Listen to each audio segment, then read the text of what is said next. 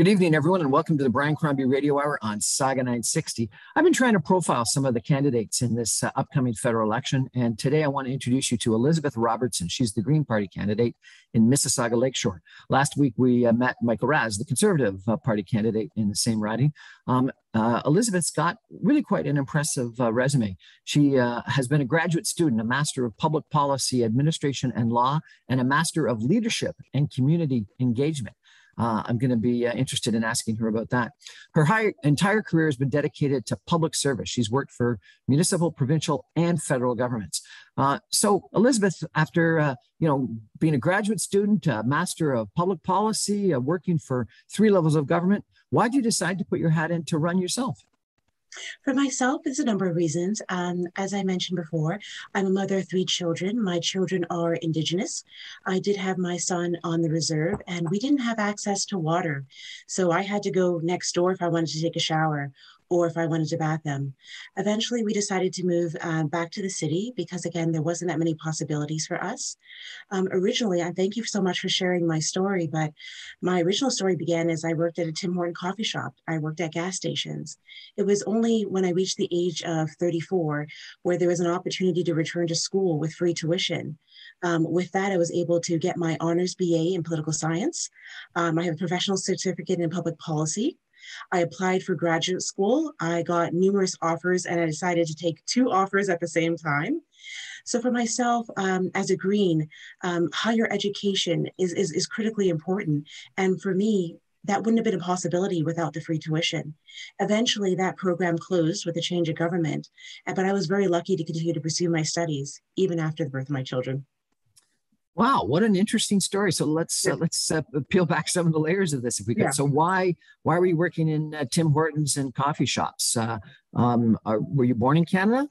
Yeah, so I was born in Toronto. My father came to Canada in the 1960s. So he's from Jamaica. My mother came to Canada in the 70s. She's from El Salvador. So for myself, many people ask, why am I running Green?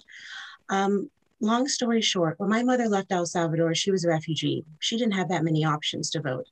And Canada is such a great country. And it's a small sliver for me to take a little bit of time off work, a little bit of time off school, put my name in the ballot to give the residents of Mississauga Lakeshore a true choice. We're very lucky. We have a great field of candidates, top of the ticket, bottom of the ticket. And again, I just want to do my bit, do my part. So born of an immigrant from Jamaica and a refugee from El Salvador, that must give you an interesting view of diversity and inclusion in Canada. And then you said your kids are Indigenous. So do I presume that you married someone that's Indigenous? Yes, so my husband is First Nation status. For myself, I do want to mention just a couple of things. I have an appreciation of the Commonwealth. When my father came to Canada, he came under a domestic cleaning scheme like other Black Canadians. For himself, his understanding and opportunities were still limited. He didn't finish high school in Jamaica. Same with my mother. She didn't finish high school in El Salvador. It's only when they came to Canada as adult students that they were able to complete their education. Even for myself, being born in Toronto, I faced a lot of barriers. Poverty, living end to end, moving around a lot. For me, again, most First Generation Canadians have the dream of higher education. For me, being a mixed-race woman, I still faced barriers, and it took me a little bit longer to finish my studies. But it's fascinating because you're mixed race and your kids are really mixed race. Yes. They're a cocktail of what makes Canada great.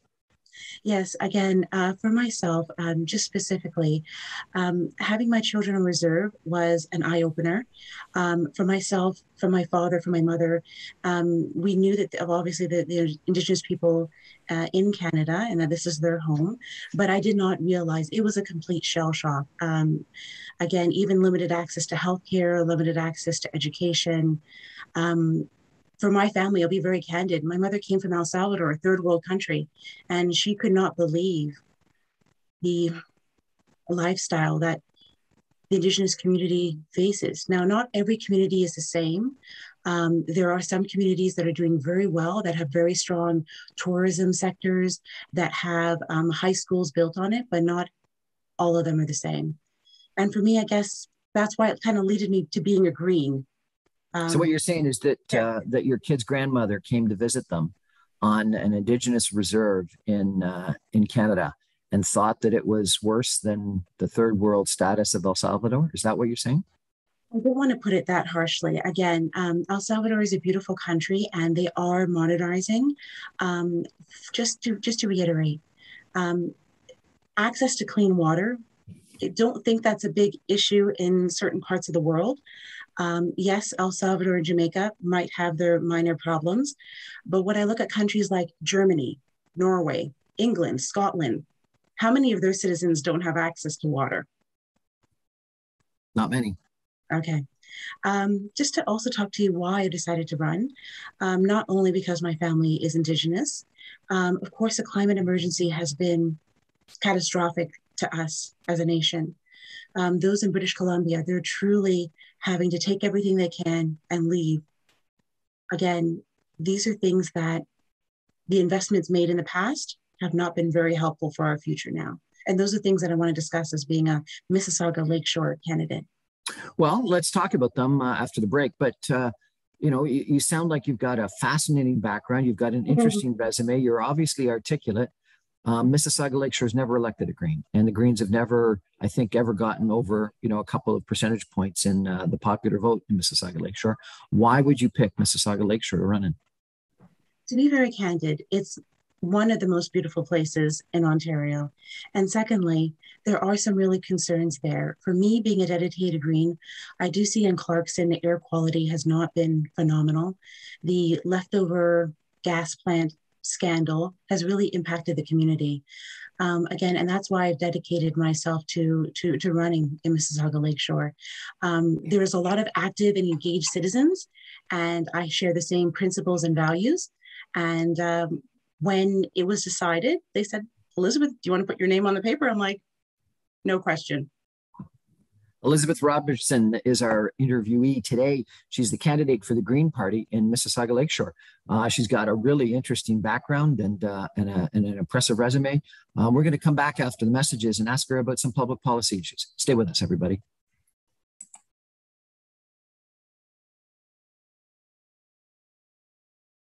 Welcome back to the Brian Crombie Radio Hour on Saga 960. I'm meeting a very interesting young lady today. Elizabeth Robertson is her name. She is the Green Party candidate in Mississauga Lakeshore. And she's got a fascinating background that we may come back to in the next segment. She is the product, the offspring of a Jamaican immigrant and a refugee from El Salvador. She's married to an Indigenous individual. They have three mixed race Indigenous slash El Salvadorian slash Black children. And I think she's got a story about autism as well that she wants to share with us. So it's really quite a fascinating personal story, but we'll come back to that. So you've got a master's in public policy. You've worked in both municipal, provincial, as well as federal governments, I understand. Is government something that can do good for people or bad for people? A lot of people think government's the problem. You obviously think that government can be the solution. Why? Again, you have to understand, for all of our public servants, they are dedicated to serving Canadians. Again, when we receive instructions either from, I'll be very candid, a liberal or conservative government, our job is to follow those instructions. We can provide recommendations, and that's what a deputy minister or an assistant deputy minister will attempt to do. But again, we are to follow directions of the government. And sometimes governments of the day have not made things easy, especially for those applying for CPP, OAS, and GIS, which is the social programs for our seniors. In the past, it was a very challenging prospect. It would take 6 to 8 months for an application. The good news is that sometimes based on our public servants' recommendations, we can streamline that process. So one example is an OAS application could take up to 8 months. And now they've cut it. Yeah, it could take up to 8 months in the past. The good news is by taking the data we already have, Canada Revenue Agency, we already have your entire working history since the day you got your social insurance number to the day you retired.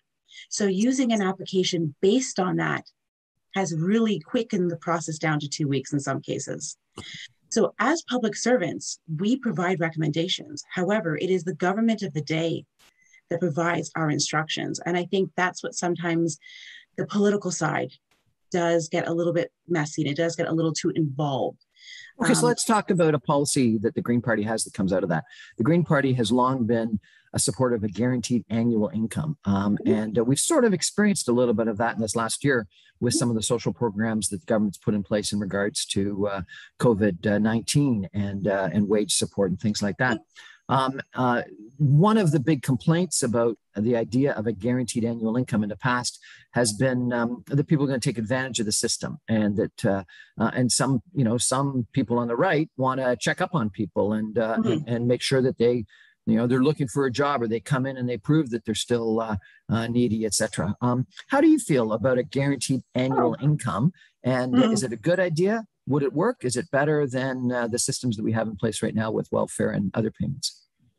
I think, to be very candid with you, a guaranteed income should be brought in phases. If I was going to do that, I would recommend first starting with seniors, and then secondly, tackling children. Seniors ages 65 and older living on $700 to $900 a month is not feasible, especially for our greatest generation. All of those programs that help seniors, like the old age security and the guaranteed income supplement, should be combined. And let's start there. Let's start with, instead of having to cherry pick and nose and make sure who's doing what, let's start with seniors. Make it very quick, make it very easy. The CERB that came out was income-based, based on your tax receipts.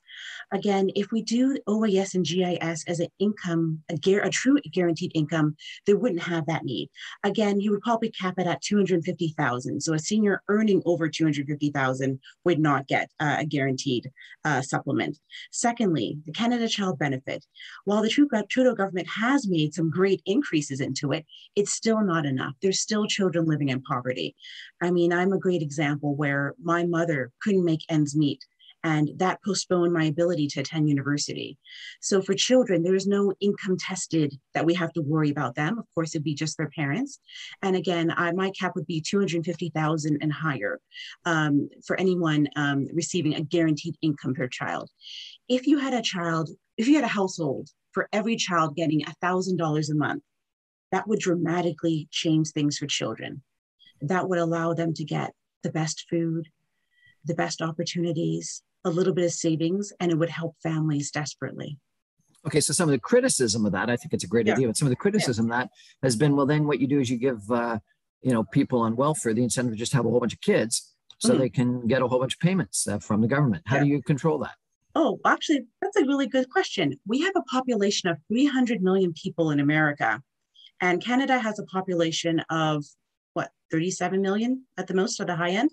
So for me, I think to grow our country, I think it's a kind of a good idea if some people choose to have children. Our immigration rates right now are about 350,000 people coming in every year based on different schemes: humanitarian compassionate, permanent residency, work skills, visa. So we need to grow our population to grow our economy. Obviously, the birth rate is still very low in Canada. So if somebody chooses to have, let's say, 2 or 3 children, why would we not help them? Okay. So the current federal Liberal government has been very supportive of dramatic increases in the level of immigration. You're supportive of that, obviously. Yes, because again, there is a large segment of our workforce that's going to retire. There is no question about it. There are, let's say, men in the construction field, at the age of 70, are they still going to be doing construction? Probably not. We're going to need a replacement workforce. I would maybe change the way that the immigration levels are brought in. As of right now, humanitarian and compassionate care is only 3,000 people per year. That's an extremely low amount for a very large country. Again, there is a great focus on those who are very highly educated, but we need carpenters, we need plumbers, we need electricians coming in. Some of our youth are not able to access that type of education because, of course, we don't help them really. We don't give them the proper funding to get them to get their red seal. So in this case, bringing in those who do have that skill, who do want to start a business, again, that's going to help grow the economy. So realistically, our levels should be closer to 450,000, maybe even 500,000 per year. And most of Canada can sustain that. There will be a large drive into Mississauga, into Toronto, Vancouver, and that would be incentivizing them to go to different communities instead. That would be very helpful, like Newfoundland, Prince Edward Island, Nova Scotia. Oh, really? So you would provide incentives for immigrants to go to places other than major metropolitan areas? The province is already doing that. The provinces are already offering those schemes. So some provinces like Manitoba are offering those types of schemes where you have to stay there for at least 2 years. It's no different than when we have a doctor, we ask them to work in a rural community when we pay for a portion of his or her education. So we are already doing that. We just have to be more flexible. There are more options available. We don't want to hit a point where there are jobs that are unfilled. And to be very candid, some people are not able to fill those jobs. Like my daughter has severe autism. There is no likelihood for her to gain employment. Is she going to need care for the rest of her life? Yes. Am I going to be able to do it when I'm 70? Probably not. So we need to bring in personal support workers. We need to bring in respite workers. We need to bring in those people who are willing to do their bit to contribute to the country. And the good news is our immigration programs are flexible to add those guidelines on there. I interviewed an NDP candidate, and she said our immigration system was broken because we attracted people based on having significant education and experience comparable to what you've just described. But then she said we force them to work in Tim Hortons and drive Ubers and taxis because we don't in Canada value foreign education or foreign experience. What do you say to that? Well, the provincial governments have been repeatedly informed that there's a large segment of people who are able to perform that services. I think the federal government does have an ability to allow for, how do I say it, for our own direct entry programs. As an example, federally regulated businesses, such as the airline industry, so those working at bank tellers. So we can transition some of those people to those fields, but we do need to call on the province to start recognizing credentials. I understand some of the colleges, let's say the Law Society and the Medical Society, are concerned because, again, they don't want a possibility where you have a Canadian doctor competing with another doctor from another country. The good news is we would choose those who have comparable likings. So let's say someone from South Africa.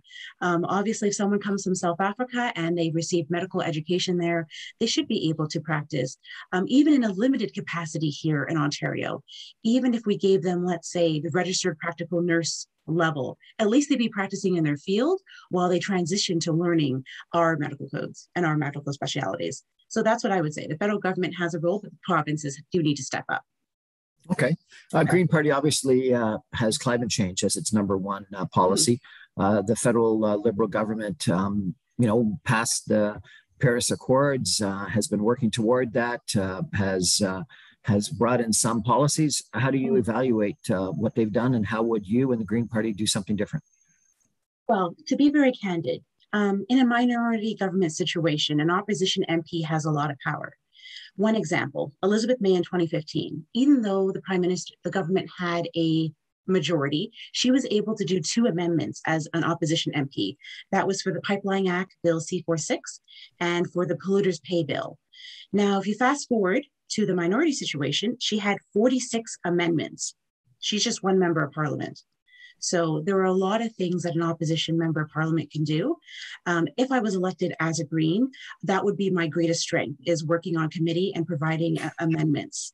Long story short, the federal government puts a bill out, and in committee it gets wrestled with, and that's where a real opposition MP has a lot of power, even in a majority or even in a minority government. Well, particularly in a minority government, and particularly given the current polls, because it looks like who knows whether the Liberal or Conservatives are going to form government, but it looks like right now it's going to be a minority parliament. And based on most of the polls, either one of those parties plus the NDP wouldn't be enough, wouldn't give you that 171 votes to carry. And so you would need the Green. So the Green may, if they've got a couple of seats, hold the balance of power, which would be extremely powerful.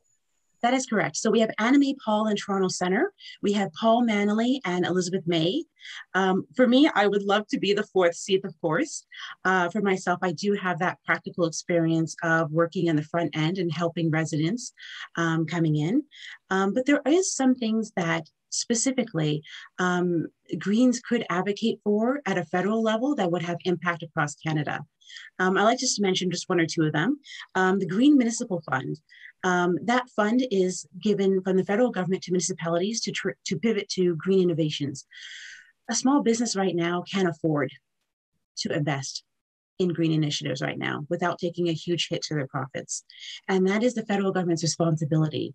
During the Supreme Court case, they basically said climate emergency, climate change is a federal responsibility. Fine, put your money where your mouth is. Put your money towards a green municipal fund.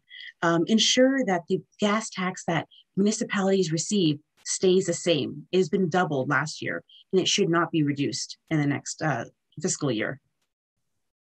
Okay, what would you do about climate change and the Paris Accords? Would you be more extreme in that regard? Would you have a carbon tax? Would you have an even more expensive carbon tax? Tell me what the Green Party's policy would be. Be very candid. It basically comes down to fossil fuel subsidies, a reform in that. The Green Party is advocating for removing all fossil fuel subsidies. What I would recommend on top of that is actually giving the fossil fuel industry the money so that they can pivot to green initiatives. You can tell people to their, in their face, please, please go green. But to be very candid, our economy wouldn't be able to turn on a dime that quickly. What we would do is 3 planks. Number one, begin lowering the subsidies we give to the fossil fuel industry, slightly increasing the taxes on fossil fuels, and thirdly, giving the fossil fuel community funding so that they can go green. They're in the best ability right now to train their employees to pivot to green initiatives. So they have the ability to take, let's say, 10% of the workforce and start training them on that. Again, the federal government can't go in and start training people and employees. The businesses are the ones who need to be able to do that. And they need to be able to have access to funds. So my thing that I would do back in 2010, instead of giving $5 billion to support the fossil fuel industry, let's give them $5 billion to pivot to green, because that will pay in dividends. That will pay twofold, threefold, or even quadruple fold. Those are the things that would actually get us back to targets in 2030. Do you think it was a good idea for the federal government to buy a pipeline? For them, I'm going to be very candid. Again, the thing about being green is that we are able to express our opinions. I think at that time, the federal government probably had no choice. Again, buying a pipeline was not probably something the Liberal government wanted to do. For myself and the education that I receive, I understand that our economy is very important and that our economy is tied to some of these companies, and our pension plans are invested in some of these companies. The idea of having seniors completely lose a portion of their pension is not something that I don't think any government would have to live with. So again, as a Green, I am independent enough to be able to say these things because Greens we're not whipped votes. So we do serve our community, and my community would want to ensure that their pensions are protected. Now, what are we going to do with this pipeline? Yes, right now it is not advantageous to sell it. Right now, there are very limited options for it. To be honest, it'll probably still run, but I would hope that all parties would come together to find a solution to eventually make the impact of the loss less. So instead of having it a huge shell shock, to dramatically trickle it down slowly in its usefulness, and then obviously turn off the pipe. So you'd prefer to turn it off eventually? Yes, over a period of time. Again, for ourselves, There were bad choices made by previous governments to subsidize this industry. Obviously, right now in the climate emergency, we've learned the lesson the hard way. It's going to cost us a lot more to fix the problem. And you just look at the abandoned wells in Alberta. The cost to clean up is realistically something that the federal government is going to spend the next 25 years doing. So one wrong choice in policy has had a ripple effect where it will really stagnate and hurt our economy and, of course, hurt Canadians and make it an unsafe place to live based on pollution. We're chatting tonight with Elizabeth Robertson. She's the Green Party candidate in Mississauga Lakeshore in the upcoming federal election. We're going to take a break for some messages and come back more with Elizabeth. And I'm going to ask her a little bit more about her background, which sounds so fascinating, and some of the local issues in Mississauga Lakeshore. Stay with us.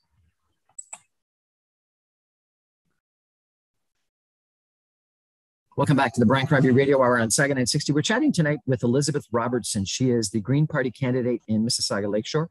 We've been trying to profile different candidates from across the GTA over the course of the last couple of weeks upcoming to this federal election. So you get a sense of the different people that put their name forward. And it's a big issue to put your name forward to be on a ballot and to spend a month of your life campaigning and canvassing and knocking on doors and putting up signs and trying to raise money and going on interviews like this and debates and everything else. And so I think that these people deserve a congratulations and a thank you for putting their name forward. And, as you know, there's only, 300 and, 2 times 270, I don't even know what that is, people elected. And there's thousands, a couple thousand that would put their name forward, because on most ballots, we have 3, 4, 5 or more names on each ballot. So there's a lot of people that lose, a lot of people that spend a lot of time out there working. And only the winner is the one that gets to take the job. And so the fact that, Elizabeth, you're putting your name forward and you're running and you're canvassing, I think is spectacular. You've got a very unique background. So you are the offspring of a Jamaican immigrant and an El Salvadorian refugee. You said that your mother was so poor that you couldn't afford to go to school and you had to work in a coffee shop. And that you didn't go back to school to complete your bachelor's until you were 34. Is that a background that you think resonates with people in Mississauga Lakeshore, or is it very different than most of the people in Mississauga Lakeshore? I think it does. Our riding has a lot of, like I say, working class people. Again, there are parts of the riding where they're a little affluent. They might have been able to have a better start earlier in their careers, maybe in their 20s and 30s. But I think I'm a new model for a Mississauga Lakeshore resident. Some of us are first generation Canadians. Some of us are newcomers to Canada who've chosen to settle and in Mississauga Lakeshore, and to give better opportunities for their families. So some of the big issues in Mississauga Lakeshore probably are the 2 big new development sites that you're undoubtedly aware of. One is 75 acres at Mississauga Road and Lakeshore. It's in a former Imperial Oil refinery that's now being converted into, almost a little town. And then the former Lakeview Power Plant that's south of Lakeshore in Lakeview. That is over 100 acres, and it's being converted into a fairly major development. What do you think of those 2 developments? Are they developments that you, as a Green Party member and potential MP, would support? Do you think they're green enough, environmentally conducive enough? What do you think? For myself, again, development is very important, but it has to be in partnership with the community. Again, most of the homeowners in Mississauga Lakeshore, when they purchased their house in the 80s and 90s, they were purchasing a community. They were purchasing a way of life. Now, with these developments, some may call them monstrosities. Some may call them new types of gentrification. But there's something that's missing.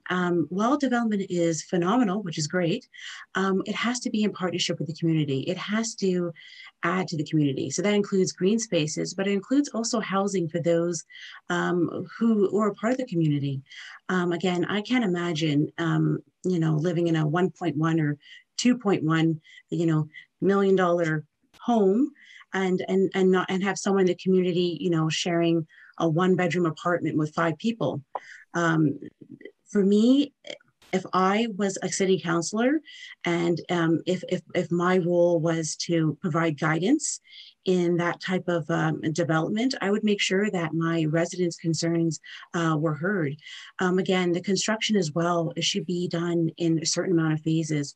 Again, the pollution that could be caused from even the construction, the dust, debris, and all of that has to be taken into consideration. And also, too, can our systems completely handle these new developments? Again, with the water, sewage, traffic. Again, yes, building is important. Yes, social housing is needed. But in terms of growth for Mississauga, we have to be careful in that planning, and we have to make sure that we're not looking at a short-term planning cycle. We're looking for a new community that's going to be absorbed into an existing community. So again, I hope that all developments are in partnership with communities and the localities and what they need.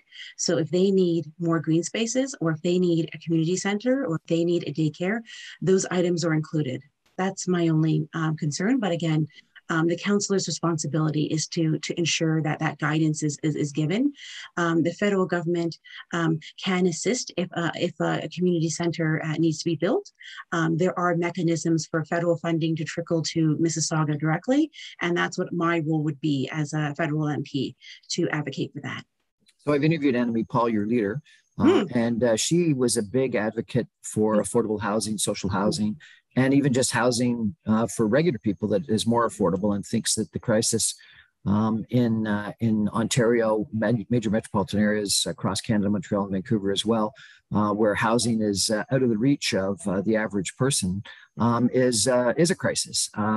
What do you think about affordability of housing, and what would a Green Party and what would you as an MP do about it? So I hope, again, that as an opposition MP, because again, I know I'm not going to form government, that we would be able to put critical amendments to any government, so either conservative or liberal government, that ensures that we return back to what the federal government used to do. In the 70s, the federal government used to build housing. They used to build, housing for all. But unfortunately, the federal government has stepped away from that responsibility. So again, my goal as a federal MP was to work in partnership with municipalities to see what we can do to create housing that is sustainable, housing that is energy efficient, housing that works with the community, not a huge eyesore, and housing that is safe and reliable. So if we had even reasonable market rent, if we had rent geared to income or subsidized housing, and even housing for those in particular trades, let's say artists, or let's say especially seniors. There are many seniors right now that are living in the basement of houses, or 2 or 3 seniors in a 1-bedroom apartment. For me, after spending 45, 50 years of serving and working in the country, I would hope that my country would, at least in my retirement, give me a safe and clean place to stay. So dedicated funding for seniors would be my number one priority. Long-term care has been, a major tragedy during COVID-19, and it sounds like you're supporting more investment in long-term care. What do we need to do differently so that we don't have another tragedy of infections and deaths in long-term care? Again, I know that some of the political parties are proposing federal regulations. For us as federal MPs, we are to work with the provinces, to work with the councillors. I'm a strong person that believes in jurisdiction. However, the federal spending power is the strongest tool that we have in Canada. So there's different things that we can do to help alleviate long-term care crises. And it goes back to, again, immigration, being able to bring personal support workers and respite workers, capping it at $350,000 per year, and then only having a small segment dedicated for those who provide specialized care. It's a no-brainer. It's something that the federal government should be looking at every year. I don't think that the minister has really considered the true needs of Canada, and that he needs to be able to pivot more quickly. He has a dedicated team of deputy ministers and assistant deputy ministers who can give him advice. But again, the Liberal priorities have been what they've always been, and we just hope that a new minority government can really edge them into the correct direction. A year ago, we all seem to be focused on Black Lives Matter because of the death, murder, potentially. I guess it is a murder. That's what the judge said of George Floyd in Minneapolis, St. Paul. There were protests across the United States and in Canada, and frankly around the world. Do you think there's systematic racism in Canada?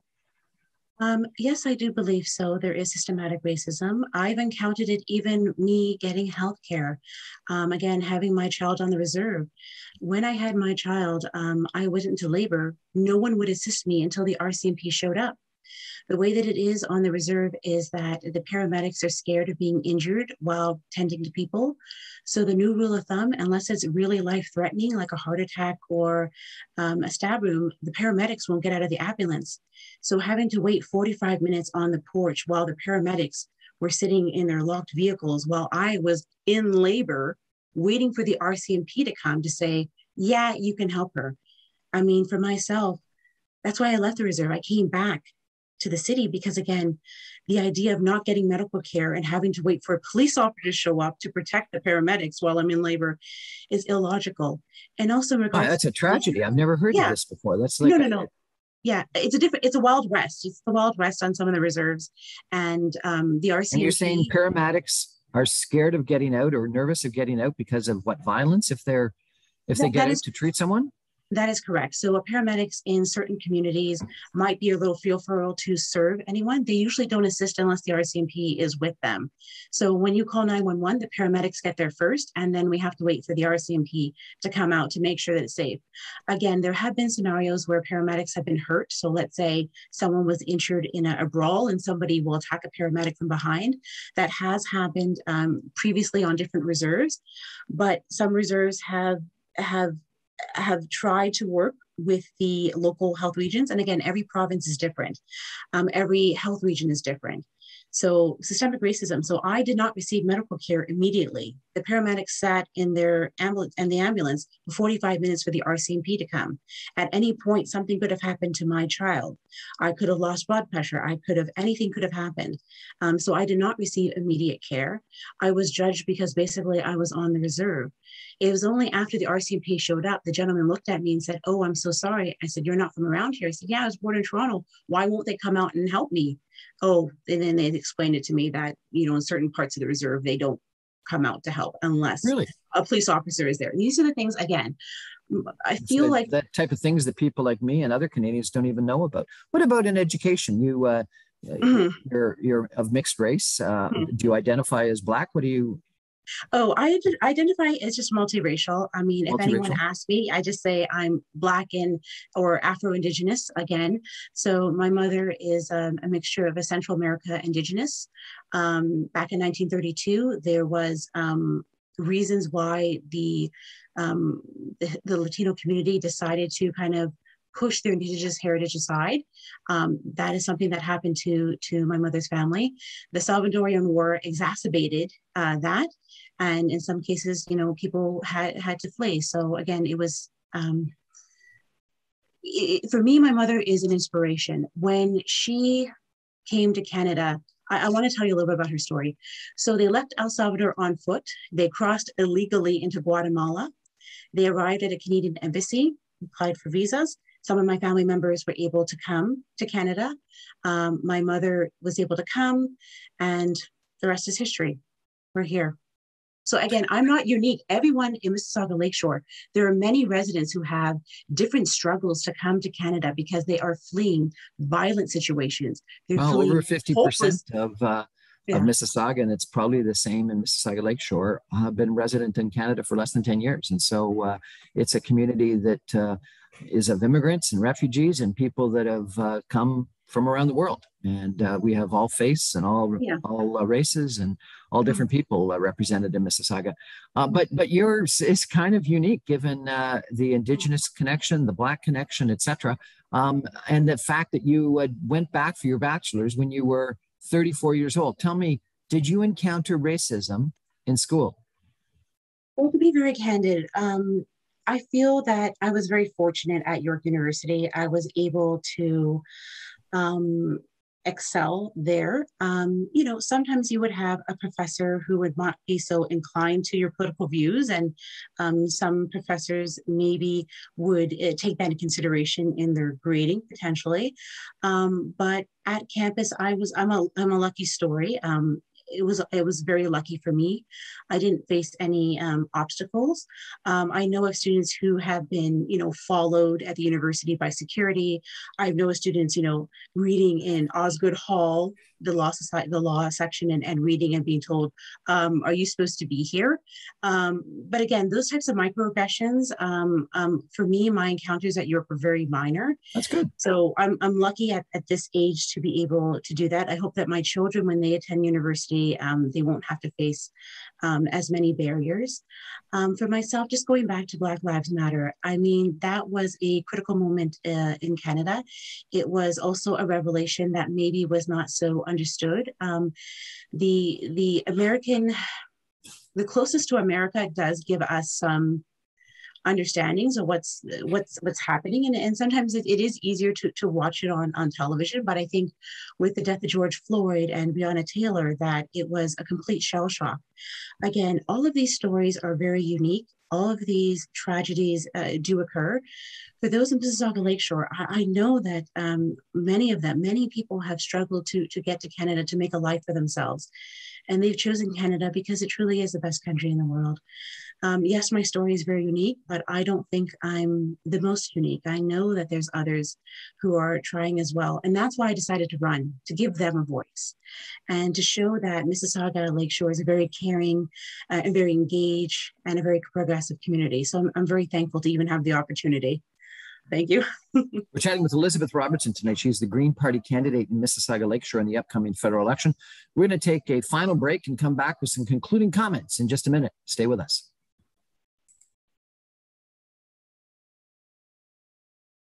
Welcome back to the Brian Crombie Radio Hour on Saga 960. I'm having a really interesting conversation this evening with Elizabeth Robertson. She's got a really fascinating background, and she's running for the Green Party in the upcoming federal election in Mississauga Lakeshore.